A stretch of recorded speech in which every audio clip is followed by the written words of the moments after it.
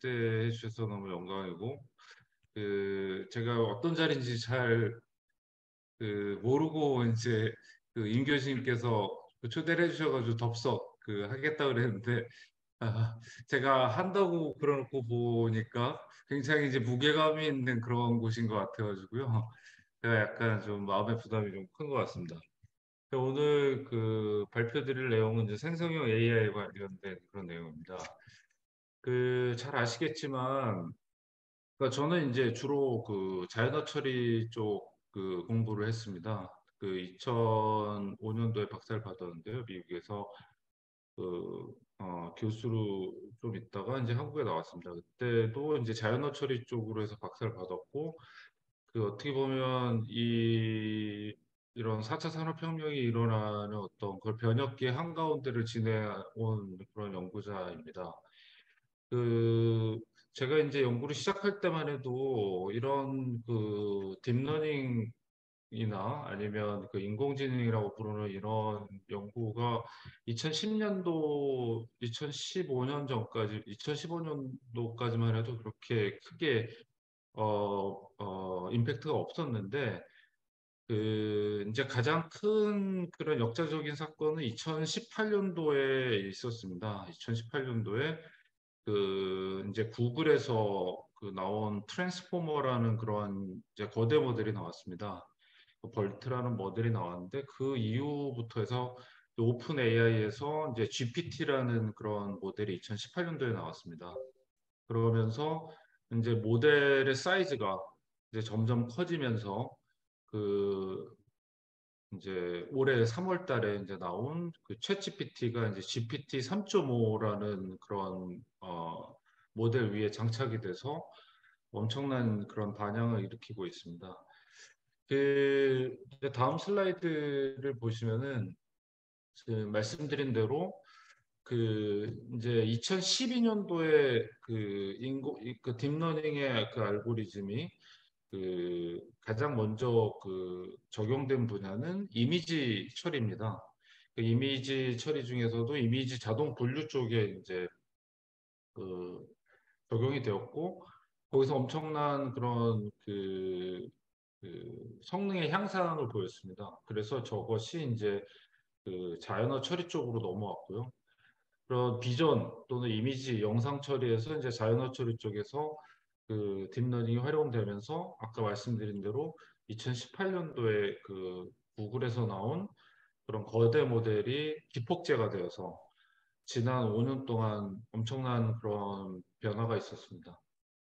그래서 2018년도까지만 해도 그런 인공지능이 어떤 특정 영역에서만 영향을 줄 거라고 생각을 했었는데 이것이 이제 산업, 기술계를 넘어서 정치, 사회, 문화 전반에 걸쳐서 그 영향력이, 파급력이 확대되고 있습니다. 그리고 한국뿐만이 아니라 세계의 IT를 선도하는 국가에서는 이런 인공지능의 도입으로 인한 파급 효과를 연구해서 국가의 핵심 전략으로 자리매김하려고 하는 노력들을 지금 많이 기울이고 있습니다. 그러면 AI에 대해서 큰 영향을 준 분들이 몇 분 있는데요. 그 중에 한 분이 이제 제프리 힌튼 교수님입니다. 토론토 대학교에서 제일 먼저 딥러닝의 어떤 그런 알고리즘, AI의 시초라고 할 수 있죠. 그런 딥러닝 알고리즘을 처음에 이제 어, 기폭제를 만들어낸 그런 분인데, 지금 이제 구글 AI 총괄을 하고 계십니다. 네, 이분이 2020년도에 이제 GPT-3에 대해서 이제 GPT-3이 나오면서 인간의 어떤 한 인간이, 그러니까 성인이 할 수 있는 그런 그 지식 수준을 넘어서는 날이 곧 올 것이다. 이런 그런 전망을 하셨습니다. 또한 지금은 메타죠. 페이스북 수석 AI 엔지니어로 계시면서 원래는 이제 뉴욕대학교 교수님인 얀 쿤이라는 교수님은 딥러닝의 이제 제약이 이제 지도학습의 이제 제안이라고 생각을 그렇게 많이 여겨져 왔는데 그 인공지능은 자기 지도 학습입니다. 그래서 셀프 슈퍼바이즈 러닝이기 때문에 이런 자기 지도 학습은 계속해서 이제 그 혁신과 변혁을 거듭하면서 결국에는 이것도 역시 인간의 그 지능을 뛰어넘는 그런 시대가 곧 올 것이다 이렇게 그 예측하고 계십니다. 그래서 그 생성적 AI, 생성형 AI라고 하는 거는 이제 제너러티브라는 그런 단어가 이제 의미하는 게 있습니다. 그 제너러티브 AI라는 것은 그 텍스트나 이미지 같은 기존의 콘텐츠를 사용해서 새로운 콘텐츠를 만들어내는 그런 분야입니다. 그리고 2014년도에 이안 굿펠로우가 이제 소개한 방법이 있습니다. 생성적 적대 신경망이라는 그런 게 있는데요. 이게 GAN이라고 합니다.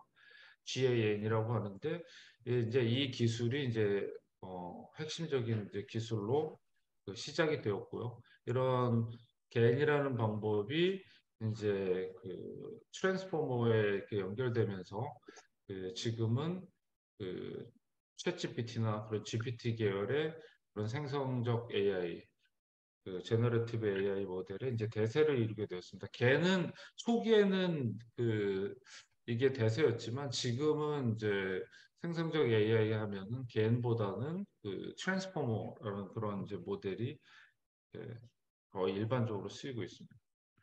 근데 겐을 그 이제 소개해 드리면 원래 그 맨 왼쪽에 있는 그 모나리자 피카소의 모나리자 피카소라는 그 모나리자의 작품이 있으면 이 미켈란젤로의 모나리자 작품이 이제 만약에 피카소의 풍으로 저 모나리자를 바꾸고 싶다 그러면 맨 오른쪽의 그림으로 저렇게 이제 바뀌게 됩니다. 저것이 이제 생성적 AI의 어떤 가장 그 일반적인 그런 그 예제가 될 수 있고요. 그럼 이게 이제 괜히 어디에 많이 쓰냐면은 이제 딥페이크로 해서 얼굴이 이제 바뀌어지고 그 이제 가상 인체 같은 그러니까 얼굴만 바꾸고 몸은 이제 딴 사람인데 얼굴만 그 자기 얼굴인 뭐 이런 것도 이제 다 이런 겐의 방법을 써가지고 이제 이루어지게 되어 있습니다. 그래서 이제 이런 그 생성형 또는 생성적 AI가 이제 잘 쓰여지면 사회에 큰 도움이 될 텐데 악용될 경우에는 이제 사회적으로 부정적인 그런 영향을 미친다는 거는 어, 저희가 그 아까 서두에도 말씀을 해주신 것처럼 그런 부정적인 영향이 크고 어떤 그 이제 지적재산권의 문제나 이런 것도 이제 문제가 될 수 있습니다. 또한 그 뭐 유명인이나 아니면 그 정치인을 대상으로 하는 페이크의 영상 뭐 이런 것들이 윤리적인 또 문제를 야기할 수도 있고요.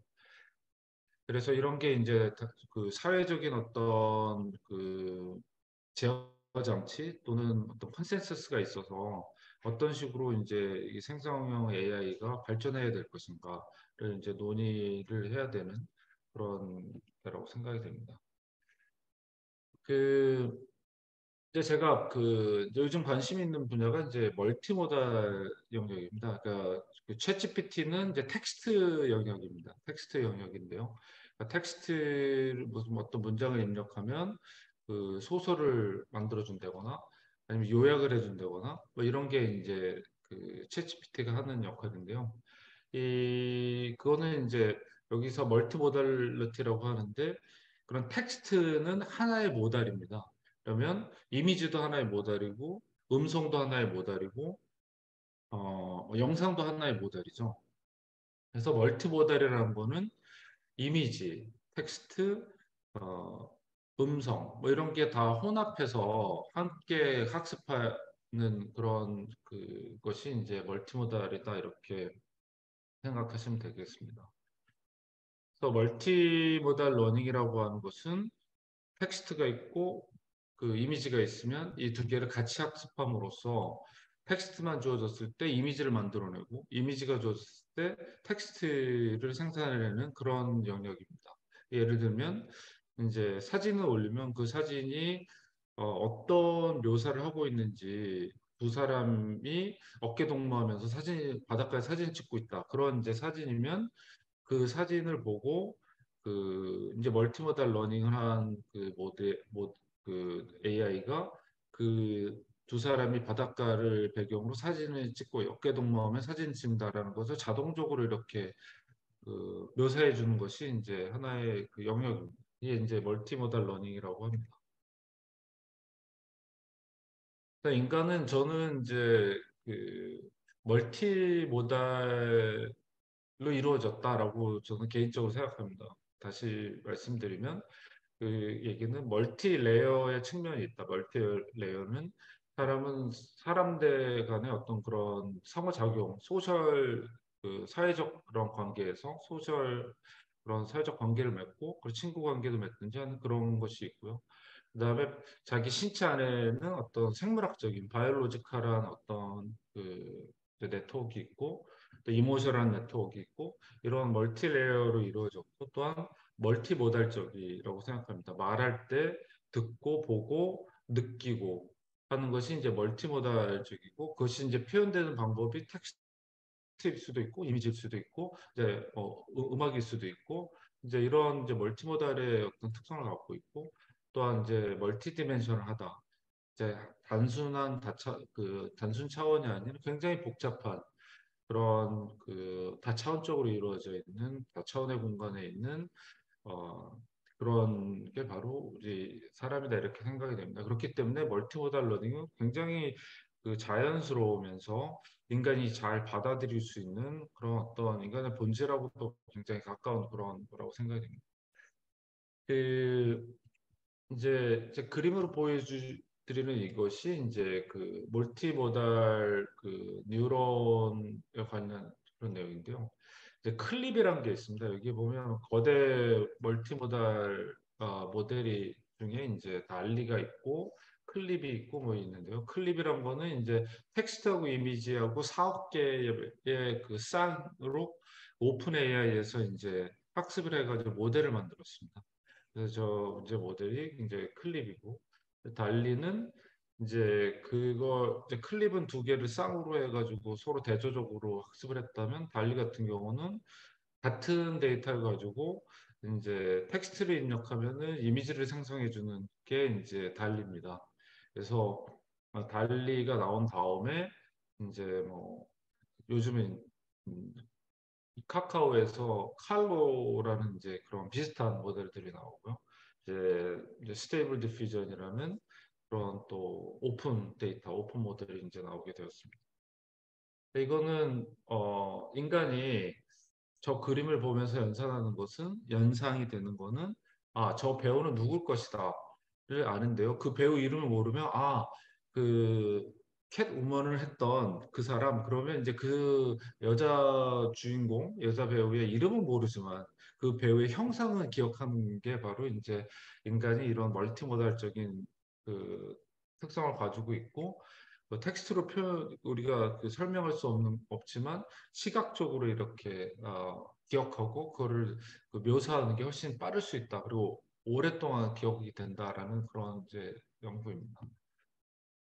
이제 그 클립 아까 말씀드린 대로 클립이라는 모델에다 윈터라고 이렇게 넣었더니 그 텍스트로 보면은 이제 저런 그림이 이제 그 생성이 됩니다. 페이스 하면 윈터의 페이스는 저런 모습이고요. 로고, 뭐 네이처, 인도어, 아키텍처 다 이제 겨울과 관련된 약간 그 이제 눈이 좀 포함된 그런 이제 내용이고요. 이건 샤크입니다. 굉장히 놀란 공포스러운 공포스러울 때 이제 눈이 굉장히 그 동그랗게 이렇게 또 굉장히 공포에 질린 그런 눈처럼 보이는데요. 이게 다 그 클립이라는 모델에서 그 그 샤킹하다라는 그런 표현을 가지고 텍스트를 입력했더니 그거에 맞는 이미지를 저렇게 생성해 준 겁니다. 그 이미지랑 그 텍스트랑 굉장히 잘 유추가 될 수 있는 서로 문맥적으로 이제 그렇게 이제 되겠죠. 여기서 이제 멀티모달 중에서 그 이제 비전 랭귀지에 대해서 좀 설명해 드리면 비전 랭귀지는 그 세 가지의 큰 영역이 있습니다. 하나는 이제 생성의 그 임무가 있고 또 하나는 분류, 또 하나는 이제 그 검색의 이제 기능이 있는데요. 뭐 이런 영역들이 있지만 제가 이제 관심 있는 영역은 텍스트 이미지 제너레이션입니다. 그 텍스트를 입력하면 그 이미지를 생성해 주는. 그 반대는 비주얼 캡셔닝입니다. 그러면 이제 사진을 보여주면 그 사진을 가지고 이제 그 사진을 자동으로 묘사해 주는 그런 영역. VQA는 이제 그 저렇게 Who is wearing glasses라는 질문이 나오면 이제 그리고 사진을 보여주면 누가 그 안경을 끼고 있는지를 맞춰주는 겁니다. 그러면 왼쪽 사진은 남자라고 맞춰줘야 되고 오른쪽은 이제 여자라고 맞춰줘야 되는 이제 저런 태스크인데요. 이거는 이제 왼쪽에 이제 사진을 주면 그 사진을 이렇게 영어로 이렇게 묘사해주는 자동으로 이제 캡셔닝을 달아주는 그런 이제 영역. 이거는 이제 그 어떤 사진을 주고 이 사진의 동작이 무엇을 의미하는지를 그 이유를 이제 밝히는 리즈닝하는 이제 영역입니다. 여기서 이제 텍스트 이미지 제너레이션에 대해서 이제 설명을 좀 더 드리고 싶은 게요. 이제 챗GPT 같은 경우는 아까 말씀드린 것처럼 이제 텍스트입니다. 그러면 생성형 AI가 이제 텍스트에 있어서 그 어떤 그 영향을 미칠지 제가 이제 3월 초에 그 챗GPT가 처음 나왔을 때 저한테 질문하는 분들이 있었는데요. 저는 챗GPT가 그 처음에는 굉장히 큰 반향이 있었고 이게 어떻게 보면 모든 문제를 다 해결할 수 있는 그런 거라고 생각이 됐지만 저는 거기에 퀘스천을 달았습니다. 왜냐하면 그 챗GPT가 이제 GPT 계열입니다. GPT 1이 있었고 2가 있었고 3이 있었고 3 다음에 3.5가 나왔었거든요. 그게 이제 그 위에다가 만들어진 게 이제 챗GPT입니다. 그러면 그 GPT라는 거는 그 생성형 모델입니다. 그 구글에서 나온 벌트는 생성형 모델이 아니라 맞춰주는 거고요. 중간에 이제 그 괄호 넣기 해주는 뭐 그런 류의 그 모델이 이제 구글에서 만든 이제 벌트 같은 건데 GPT는 생성해 주는 겁니다. 그러니까 첫 글자를 넣어주면 다음 글자를 자동으로 예측해서 생성해 주는 거기 때문에 뭐 소설을 써준다거나 요약을 해준다거나 번역을 한다거나 이런 거는 이제 그 새롭게 텍스트를 만들어야 되는 거기 때문에 매우 그 GPT 계열이 잘 작동을 합니다. 근데 챗GPT가 만약에 정답을 맞춰줘야 된다면 정답을 맞춰주는 영역은 생성형 AI의 영역이 아니라 어떻게 보면 이제 그 구글에서 만든 벌트류의 그런 영역입니다. 근데 이제 생성형 AI가 워낙 많은 데이터를 가지고 학습을 했기 때문에 이제 정답과 비슷하게 맞춰주는 건 있지만요. 정답일 수도 있겠죠. 하지만 정답도 만들어주는 거지 그 정답을 찾아주는 건 아닙니다. 만약에 이제 오픈 AI가 이 GPT를 만들기 위해서 엄청난 컴퓨팅 리소스가 필요했기 때문에 마이크로소프트와 이제 제휴를 맺었습니다. 그래서 GPT-3이 나왔을 때요. GPT-3이 매개 변수가 약 1,500억 개였습니다. 1,500억 개. 인간의 그 뇌가 조단인데요. 그러니까 1,500억 개의 그 뉴런. 그러니까 그 매개 변수라고 합니다, 뉴런이. 그 1,500억 개 정도 된다라고 이렇게 보시면 되는데 그러니까 인간의 어떤 뉴런의 개수보다는 훨씬 못 미치죠. 하지만 그 GPT-3을 학습하기 위해서 CPU 카드가 28만 장이 들어갔습니다. 28만 개의 그 컴퓨터가 필요했고 GPU는 약 그 만 장 이상이 이제 필요했습니다. 그 엄청난 양의 그런 컴퓨팅 리소스가 필요했기 때문에 그런 그 GPT-3을 넘어가는 게 GPT 3.5고 그 위에다 이제 만든 거기 때문에 정확도는 훨씬 더 정교하게 생성을 해줄 수 있지만 정답을 맞춰주는 것은 정답의 영역이 아닌 것도 정답처럼 이제 얘기할 수 있기 때문에 어떤 분은 그거를 이제 어, 가짜로 만든다 이렇게 하시지만 그, 그 본질 자체가 GPT라는 본질 자체가 생성이기 때문에 네, 그거는 되게 자연스러운 그런 비교라고 생각합니다. 그거에 비해서 이제 생성형 중에 여기서 이제 T2I라고 해서 텍스트 이미지 제너레이션은 이제 컨텐트 크리에이터들의 이제 굉장히 특화될 수 있는 그런 영역이라고 생각합니다. 굉장히 빠르게 많은 양의 그 컨텐츠를 그리고 시각적인 컨텐츠를 잘 만들어낼 수 있기 때문에 굉장히 그 매력적인 그런 영역이라고 생각하고요. 특히 마케팅이나 아니면 이런 PR이나 그런 커뮤니케이션에 굉장히 잘 그 맞는 그런 영역입니다. 그러니까 소셜 미디어 마케팅을 위해서 이제 특화될 수 있는 그런 영역이라고 생각합니다. 또 그 T2I 마켓의 리더는 구글과 오픈 AI, 그 다음에 그 메타, 페이스북이죠. 그 다음에 스케일러빌리티라는 회사가 있습니다. 스케일러빌리티는 이제 그 스타트업 회사입니다. 영국에서 만들어진 스타트업 회사인데 저기는 이제 오픈 데이터를 지향하고 오픈 AI를 지향합니다. 그리고 오노마 AI는 이제 제가 창업한 회사입니다.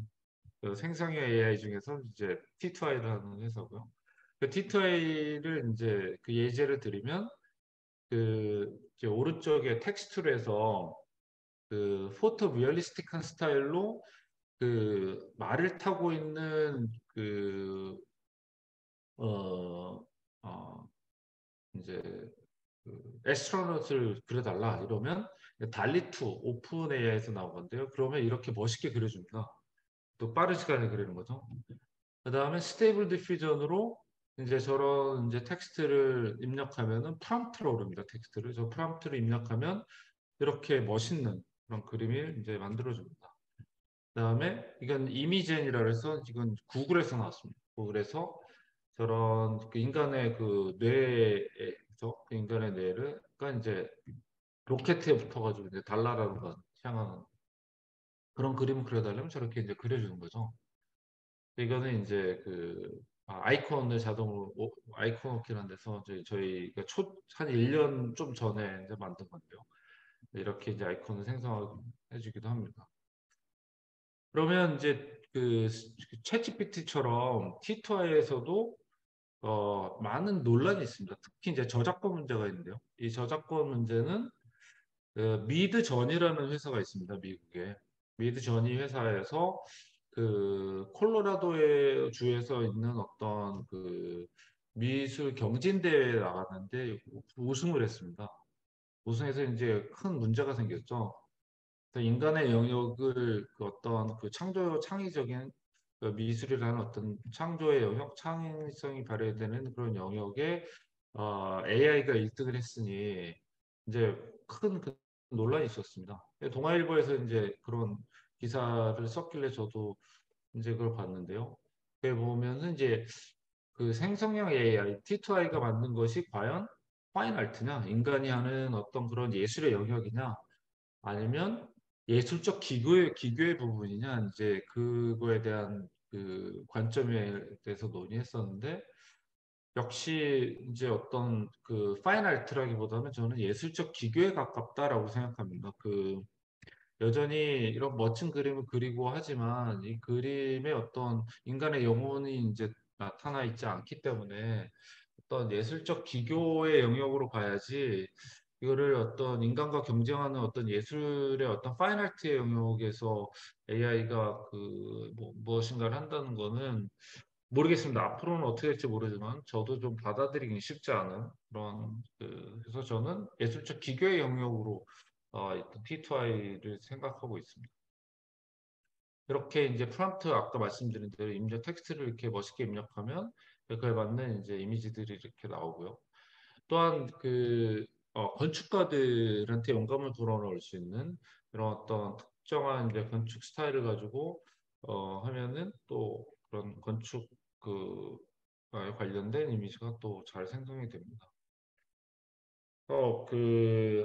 이런 프롬프트 엔지니어링이 그 챗GPT도 마찬가지인데요. 그 챗GPT 같은 경우는 그 어떤 그 인풋을 입력했느냐에 따라서 아웃풋이 이제 어떻게 나왔느냐가 달라집니다. 그래서 대부분의 경우 어떤 창의성을 발휘할 수 있는 영역이 그쪽 영역이다. 어떻게 인풋을 잘 넣느냐에 따라서 아웃풋이 달라지기 때문에 그 인풋을 잘 넣는 것도 어떤 창의적인 기술 중에 하나이기 때문에 그런 기술을 학생들한테 가르쳐야 된다. 뭐 이런 이제 그 얘기들을 많이 이제 그런 얘기들 하시는 분들이 있습니다. 그런 거를 이제 프롬프트 엔지니어링이라고 이제 그 필드에서 부르는데요.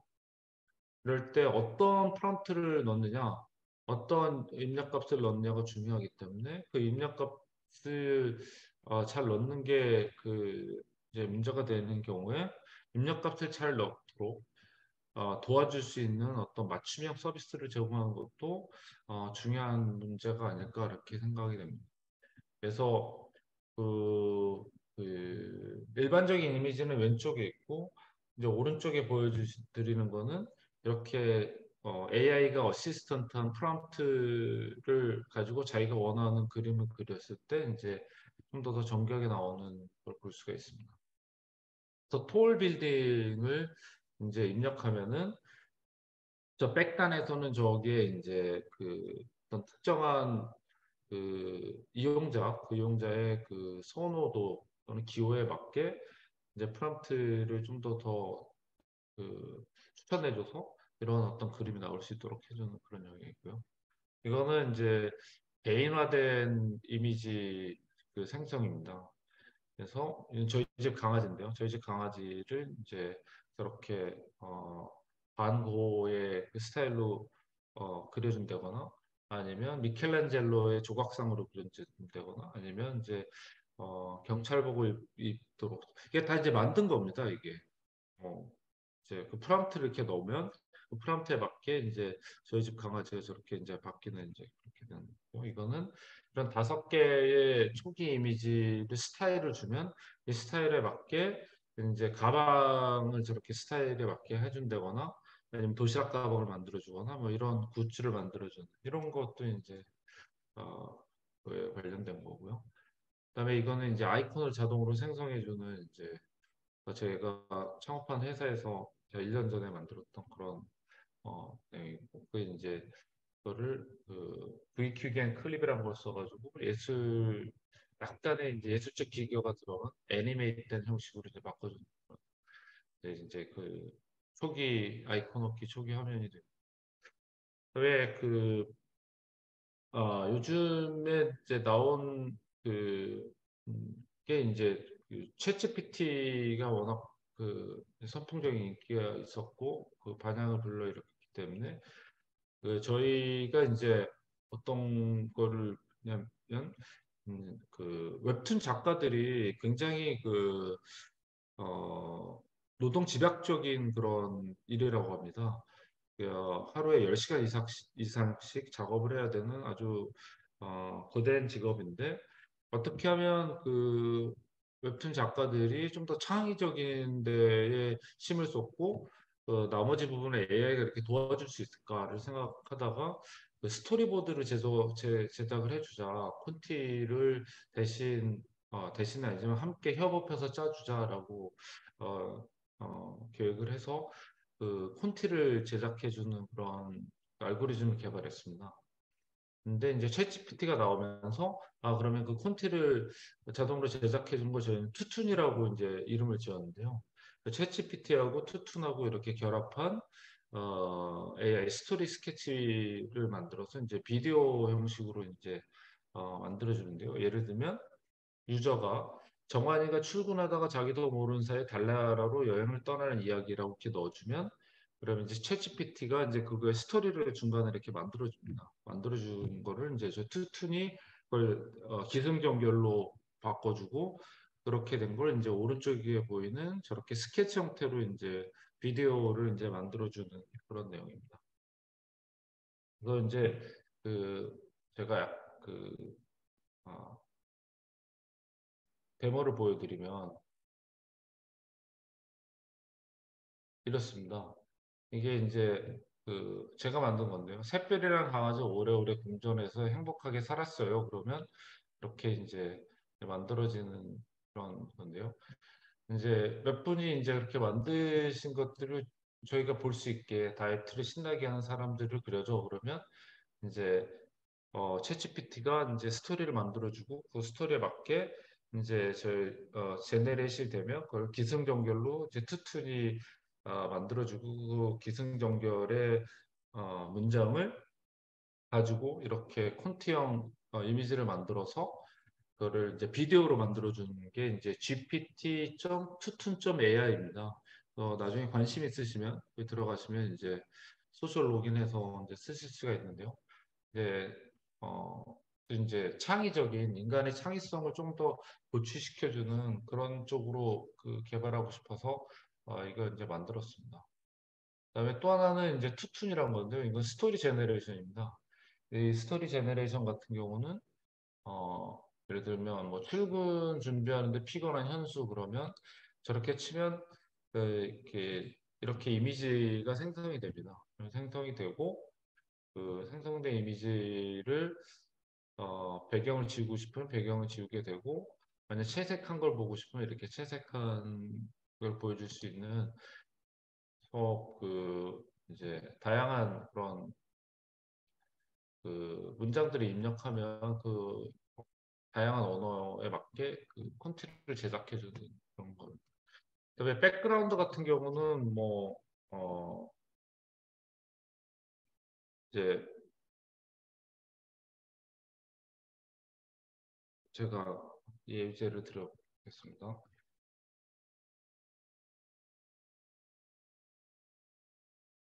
한산한 서울 밤거리라고 한번 보겠습니다. 그러면 이제 배경을 생성해 주는데요. 이거는 주로 이제 저작권 문제 때문에 웹툰 작가들이 그 구글이나 네이버에서 이제 검색해가지고 이제 쓰게 되는데 그거를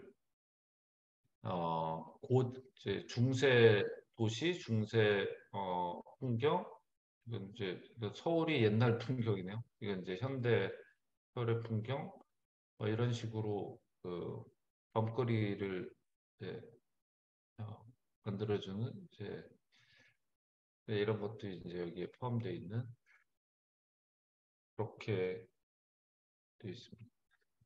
그래서 제가 그 어, 발표를 마치면 그 이제 제 생각에는 그 이제 생성형 AI 중에서 특히 이런 텍스트 이미지 제너레이션 또는 텍스트 비디오 제너레이션 요즘 이제 비디오까지 이제 갔는데요. 이걸 보면은 이제 손이 이제 망가지거나 이제 트럼프 전 대통령이 이제 구금되는 체포되는 이런 게 이제 그려진 이제 그 가짜 그림이었는데요. 그걸 어떻게 할 수 있냐면 다리가 세 개고 막 손이 막 이상하고 막 이런 거 나옵니다. 이게 다 그 이런 생성의 AI 중에 특히 T2I 모델이 다 사람의 손이나 어떤 디테일을 잘 못합니다. 그 이유는 이제 모델을 학습할 때 사람은 약간 이제 이제 다른 측면으로 약간 성적인 측면으로 이거를 이제 상업화하는 사람들이 많기 때문에 사람을 잘 학습을 하지 않습니다. 그래서 사람이 잘 이제 그려지지 않는데 근데 그 뭐 이유가 어떻게 됐던 간에 그것도 이제 갈 길 좀 더 멀다고 생각하고요. 챗GPT 같은 경우도 과연 어느 이게 진짜인지 아니면 정답인지 아닌지 이게 본인이 유치해서 만들어낸 건지 아니면 정답을 기반으로 해서 만들어낸 건지를 그 그거를 질문한 사람한테 알려주는 게 의미라고 생각하는데 그런 어떤 레퍼런스 없이 마구잡이로 그 정답을 내주는 거는 매우 그 위험한 필터링이 안 되기 때문에 위험한 그런 위험한 일이 될 수 있을 것 같습니다. 그래서 그 이걸 어떻게 그러면은 어떤 방향으로 가야 될까? 이거는 제도적인 어떻게 보면은 이런 제도화를 한다거나 아니면 이거를 규칙을 만들어서 그 규칙 안에서 플레이할 수 있도록 그 플레이그라운드를 만들어주는 게 굉장히 중요할 것 같습니다. 근데 예를 들어서 생성형 AI를 중단하겠다. 만약에 이렇게 된다면 분명히 더 이제 다크 웹 이런 것처럼 더 음성적으로 이제 성장할 확률이 굉장히 높습니다. 이게 이제 돈이 되고 여기에 다양한 어플리케이션 만들 수 있다라는 게 이제 이미 저희가 경험을 했기 때문에 이거의 발전을 저희가 막을 수는 없다고 생각합니다. 막을 수는 없지만 이거를 이제 어떤 규범이나 어떤 그런 제도 안에서 이걸 어떻게 활용하느냐를 하는 것은 매우 중요하다고 생각하고요. 저는 빅테크 기업들이 지금 사활을 걸고 만들어내고 있기 때문에 기술은 점점 발전되고 아까 말씀드린 대로 1,500억 개가 이제 GPT-3인데 GPT-4는 조단이다라는 그런 헛소문이 있지만 거기까지는 가지 않았을 겁니다. 좀 제 생각에는 몇 년 더 있어야 될 것 같고요. 그러면 결국엔 그걸 만들어내려고 이제 사활을 건 그런 싸움들이 생기게 되는데 그게 파라미터의 개수가 커지면 커질수록 인간의 어떤 그 지능을 뛰어넘는 그런 시대가 곧 옵니다. 시대가 꼭 오고 또 이제 문제는 이제 그것만으로 끝나는 게 아니라 제가 이제 걱정하는 건 이겁니다. 과연 챗GPT를 만드는 사람들이 이런 어떤 결과를 예측했을까? 저는 예측하지 못했을 거라고 생각합니다. 예측하지 못하고 기술을 만들었지만 나온 좋은 게 많이 나와. 그 기술의 파급이 엄청난 거죠. 근데 만약에 그 파라미터의 개수가 지금 뭐 조 단위로 갔을 때는 과연 그 파급의 효과가 어디까지 갈지는 사실 가늠하기 굉장히 어려울 것 같다는 생각이 듭니다. 그래서 뭐 프롬프트 제너레이션을 잘해야 된다라는 얘기, 뭐 이런 얘기가 그 모델 안에 무엇이 들어있는지 모른다는 얘기거든요. 그러니까 자기들도 만들었지만 그 안에 그게 어떤 것까지 해낼 수 있는지를 본인도 모르기 때문에 본인들이 그거를 예측을 못하는 거죠. 이제 모델의 사이즈가 커지면 커질수록 그거는 더 기하급수적으로 그 예측할 수 없는 그런 이제 그 일들도 만들어낼 것이다 이렇게 생각합니다. 이제 물론 그러면 스스로 자각을 하거나 아니면 뭐 스스로 어떤 이런 학습 데이터에 의존하지 않는 자기 발전하거나 진화하거나 이런 건 다른 문제라고 생각하는데요. 그런 건 아니고요. 이제 이 안에서 인간의 그 엄청난 양의 그 집단 지능 안에서 어, 우리가 미처 생각하지 못했던 조합들로 그 정보들이 조합돼서 나오는 그런 걸 말씀드립니다. 그럴 땐 굉장히 더 큰 파급 효과가 나올 것이라고 생각합니다. 그리고 또 하나는 맨 마지막에 말씀드린 것처럼 빈익빈 부익부의 현상이 여기에서는 더 크게 나타날 것입니다. 그러니까 빅테크에서 할 수 있는 어떤 이 거대 모델을 만들 수 있는 건 빅테크에서밖에 못 하거든요. 근데 불행히도 한국은 뭐 네이버나 뭐 카카오가 이제 만들어낼 수 있는 기술이 있을 수도 있지만 그 컴퓨팅 인프라가 절대 마이크로소프트를 당해낼 수가 없어요.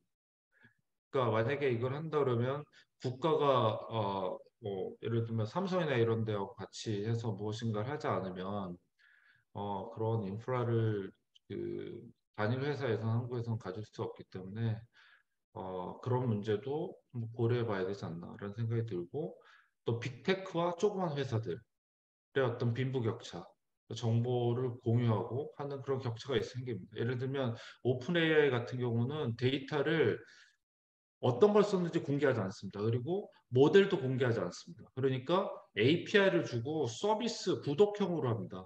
그러니까 프롬프트를 제네레이트 하면은 다 그쪽으로 넘어가는 거죠. 프롬프트가.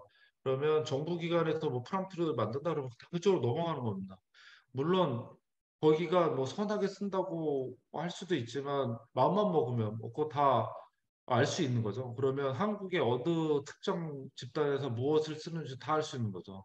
그러니까 저는 만약에 이게 가야 된다 그러면 그런 어떤 오픈 AI처럼 오픈이 아닙니다. 거긴 클로즈드 AI죠. 오픈 회사 이름 바꿔야 되는데요.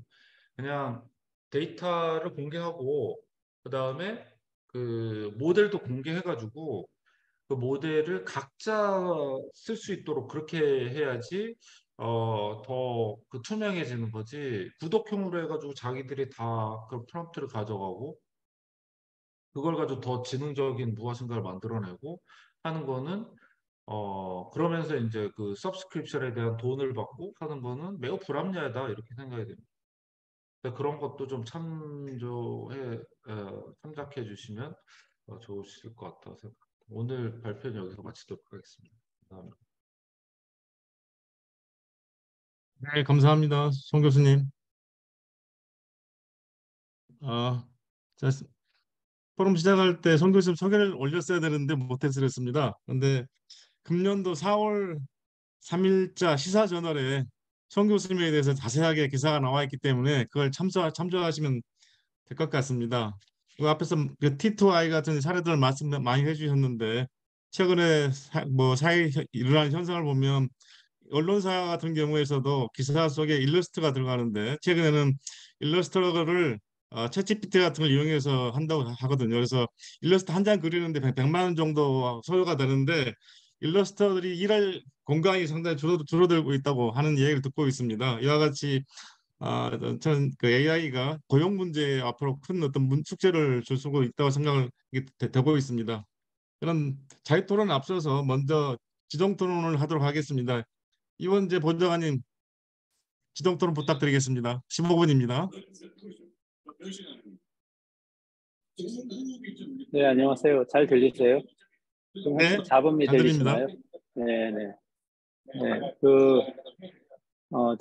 저는 경기도지사 정책부장을 맡고 있는 이원재라고 합니다. 제가 세 가지 정체성을 가지고 오늘 좀 간략하게 말씀드리려고 하는데요. 앞에 송민 교수님께서 말씀하신 내용에 대한 비평은 아니고요. 조금 말씀하신 그 사항과 관련해서 지금 경기도에서 정책적으로 고민하고 있는 부분하고 그리고 또 제가 개인적으로 고민하는 부분을 간략하게 좀 말씀을 드리려고 합니다. 세 가지 정체성은 뭐냐면요. 첫 번째는 말씀드린 대로 경기도지사 정책부장이고요.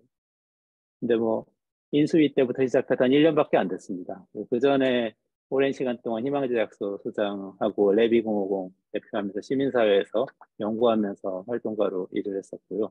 그게 두 번째 정체성이고, 세 번째는 사실은 제가 박사과정을 하다가 마무리를 못한 게 있는데, 그게 AI 기술하고 최근 나온 딥러닝 기술하고 굉장히 좀 관련을 맺고 있습니다. 그게 어떤 거냐면, 마지막에 하고 있었던 작업은 제가 기본소득 연구를 했었거든요. 근데 기본소득제가 소득 그 계층 이동에 끼치는 영향을 연구를 하고 있었어요. 근데 하다가 어디로 갔냐면 혹시 이제 그 공대나 공학하신 분들은 좀 아실 수도 있는데요. 그 마코프 체인이라는 그 어떤 수학적 기교를 이용해서 확률적으로 한국 사회에서 계층 이동이 어떻게 되고 있는지 그 바로 이전 바로 전해에 특정한 계층이었던 사람이 바로 다음에 다른 계층으로 옮겨갈 확률이 대체로 어떻게 되는지, 거기에 영향을 끼치는 변수가 뭔지, 거기에 기본소득을 대입하면 어떻게 되는지 이런 걸 연구하고 있었어요. 연구를 하다가 마무리를 못하고 경기도에 왔습니다만 세 번째 정체성 그래서 연구자입니다. 연구자인데 특히 지금 LLM이잖아요. 지금 설명하신 그 생성형 모델, 특히 이제 랭귀지 모델, 이제 거대 언어 모델인데 언어 모델의 핵심이 이전에 나왔던 말, 다음에 나올 말이 뭐냐. 이걸 얘기하는 거거든요. 그 부분을 제가 좀 연구를 하고 있었던 겁니다. 굳이 말하자면 사실 모델은 큰 틀에선 같은 모델인데, 저는 이전에 어떤 계층에 속했던 사람이 다음 해에 다른 계층에 속할 확률이 얼마나 되냐. 이걸 연구를 하고 있었던 거고, 요즘 많이 얘기하는 GPT 같은 이제 LLM 모델이 내가 이전에 어떤 말을 했는데 그 다음에 어떤 말이 나오냐를 이제 모델링한 그런 내용입니다. 그게 세 번째 경제성 연구되는 그 세 가지를 가지고 제가 좀 말씀드린다는 점을 말씀을 드리고요. 혹시 이게 제가 화면을 좀 공유를 할 수가 있군요. 네. 혹시 그림 화면이 보이십니까, 지금? 보이세요? 앵무새 그림 보이세요? 네, 보입니다. 네. 이 장면은요, 요 앞에 앉아 계신 분들이 발달장애인 분들이세요. 그리고 앞에 있는 그 앵무새 그림은 생성 AI 모델을 저희가 특정한 UI를 개발을 해서 조금 이해하기 쉽게 개발을 해서 좀 프롬프트를 넣으면은 그림이 나올 수 있게 만든 그런 툴입니다. 물론 이게 경기도에서 최근에 시작한 한 교육 프로그램인데요. 자체 개발한 거는 아니고 기존에 있는 그 달리나 스테이블 디퓨전 같은 거대 API 활용하는 방식으로 만들었습니다. 다만 조금 국내 사회적 기업하고 손을 잡고 조금 이제 사용하기 쉽게 만들었습니다. 최근에 시작한 이 사업은 발달 장애인들 대상으로 AI를 활용해서 그림을 그리는 프로그램입니다. 그리고 키뮤라는 사회적 기업, 키뮤 스튜디오라는 소셜 벤처 사회적 기업이 있어요. 이 기업은 원래 발달 장애인들을 고용을 해서 실제 이제 급여를 주면서 고용을 해서 그림을 그리도록 돕는 기업입니다. 그림을 그려서 갤러리에 전시하고 판매도 할 수 있게 하는 일을 하는 곳이고, 워낙에 사실은 쉬운 작업은 아니기 때문에 기성화가들이 도와줍니다.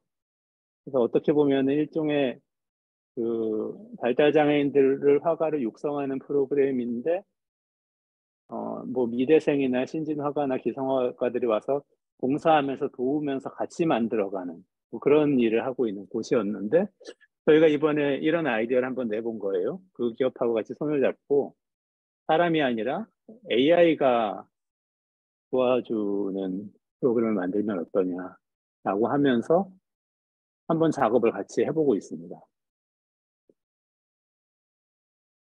이런 이제 지금 보시는 것 같은 UI를 통해서 작업을 진행하고 있고요. 여기 이제 보시면은 이 앞에 지금 화면에 맨 앞에 강사분 보이시고 화면 보이고 네 분의 장애인들이 있으시잖아요. 그 발달 장애인들이 아주 중증은 아닙니다. 타이핑도 할 수 있는 분도 있고 또 조금 외국어도 조금 하시는 분도 있어요. 그렇지만 이제 전체적으로 보면은 좀 비장애인보다는 흔히 얘기하는 지능은 낮은 그런 분들이라고 생각하시면 돼요. 언어 표현이나 이런 것들은 좀 서툽니다. 그분들은 다 컴퓨터 한 대씩 앞에 갖고 있어요. 그리고 저 뒤에 앉아 계신 분이 그 보조 강사입니다. 보조 강사가 옆에서 이렇게 이분들이 프롬프트를 입력하고 하는 걸 도와주는 그런 역할을 하는 그런 방식으로 교육을 하고 있습니다. 뭐 마음에 드는 그 앞에서 강사가 이런저런 얘기를 하면서 프롬프트를 이렇게 말로 잡아주면 그걸 자기 컴퓨터에 입력해서 자기 작품 만들어서 다운로드 받아서 나중에는 이걸 가지고 실제 전시로까지 이어질 수 있도록 기성화가들이 다시 리터칭해서 만들어주는 그런 프로그램이고요. 마음에 든다고 이렇게 또 한 학생이 한 고등학교, 대학교 정도 되는 이제 젊은 분들인데 한 학생은 또 저렇게 사진을 찍고 있고 그런 장면입니다.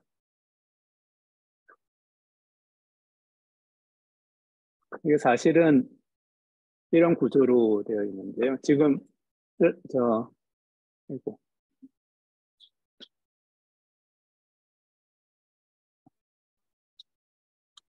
네, 잠시만요. 사실은 이게 저희가 AI 사업을 좀 구조적으로 제대로 시작을 해보려고 하고 있는데 그중에 첫 번째 하는 사업입니다. 이런 구조로 지금 요 내용 보이시죠? AI 활용한 취약계층 예술 지원 사업 개요라는 슬라이드.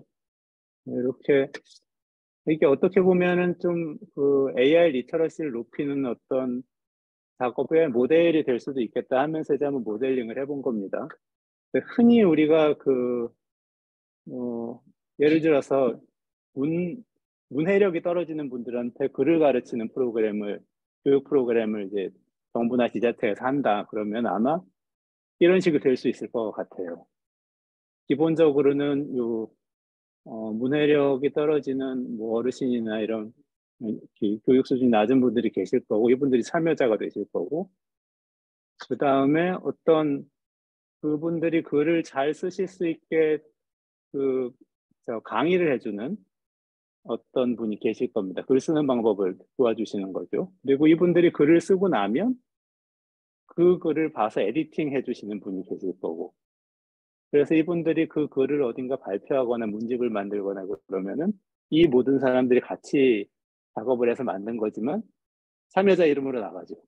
취약계층 글을 처음 배우신 분이 쓴 글로 해서 이제 나가고 이분들이 그 창작의 기쁨을 느끼고 그런 이제 나중에 그걸 활용해서 뭐 취업을 한다든지 이렇게 할 수도 있고 그런 구조인 것처럼 한번 해본 거예요. 그래서 사실 저희는 사상 초유의 작업이라서 굉장히 좀 만들 때 어려움이 있었는데 이러저러 해서 어쨌든 만들었습니다. 아마 세계에서 유례가 없지 않을까 싶은데요. 이런 방식으로 한번 만약에 이제 공공에서 AI를 가지고 그 송민 교수님 마지막에 걱정하셨던 것처럼 이렇게 격차가 벌어진다든지 하는 문제를 다룰 때 이런 방식으로 한번 다뤄보면 어떨까 하고 한번 모델링을 해본 그런 내용입니다. 그래서 한번 좀 소개를 해드렸고요. 저희 일단은 큰 틀에서는 정책은 이렇게 좀 생각을 해보고 있습니다. AI 전략 지금은 마련하고 있는 내용이고 실험적으로 조금씩 해보고 있는데요. 큰 틀에서 시민 AI, 행정 AI, 기업 AI 이렇게 세 가지로 좀 생각을 해보고 있는데요. 지금 새로운 슬라이드도 보이시죠, 선생님들? 네네. 그러니까 기본적으로 제일 처음 얘기하고 싶은 건 시민 AI. 저희는 도민 AI라고 그럽니다만 오늘 선생님들 이제 보편적인 토론을 하시니까 시민 AI라고 이렇게 번역을 했습니다.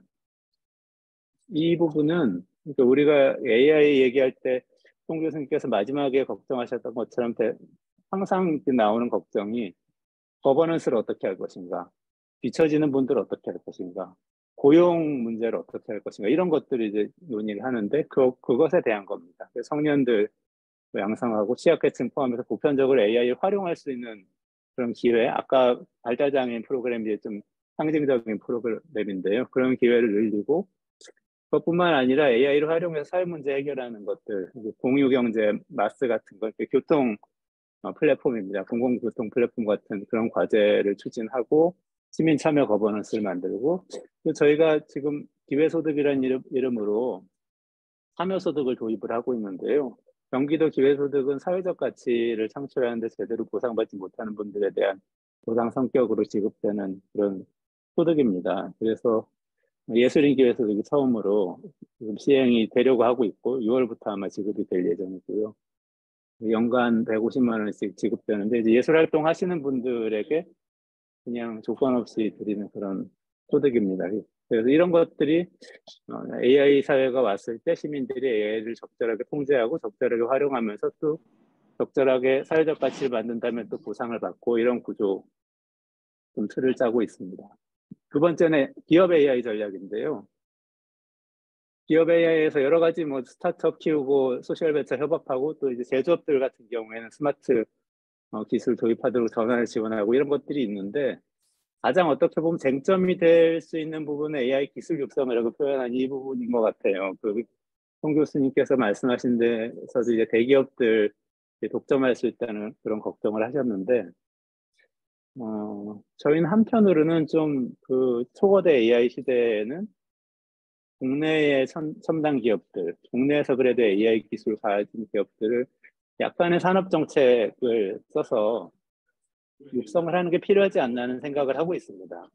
전통적인 경제 정책하고 조금 다를 수도 있지만 초거대 AI는 워낙 지금 오픈 AI나 마이크로소프트, 구글이니 이런 곳들이 워낙 강력하고 이들이 다 지배했을 때 마이너스 효과가 너무 클 수가 있어서 국내에 조금 이렇게 여력을 남겨놔야 되지 않나 이런 그런 관점으로 전략을 짜고 있습니다.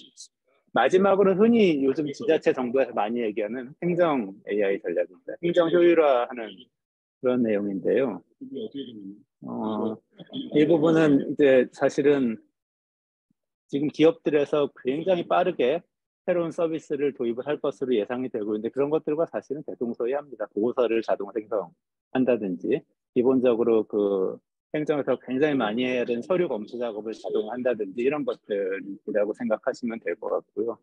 대부분은 이제 주민들의 민원 서비스 자동화하는 챗봇이나 콜센터 같은 것으로 많이 요즘 발표가 됩니다. 그 내용들하고 많이 다르지는 않다고 생각을 하셔도 될 것 같습니다.